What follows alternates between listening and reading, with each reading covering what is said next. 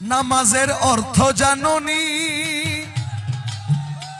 যাহা হাদিসের বাণী, কলব শুদ্ধ না হইলে নামাজ হবে নি।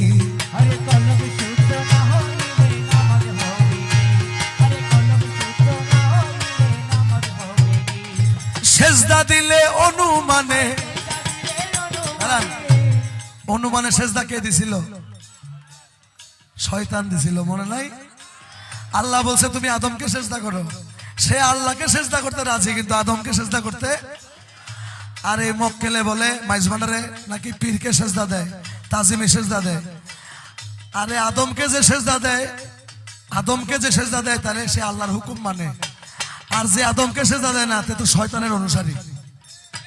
কালামে বলছেন সেজদা দিলে অনুমানে, সেজদা দিলে অনুমানে শয়তানি হয় বরাবর। মাইজ ভান্ডারি নুরি চরণ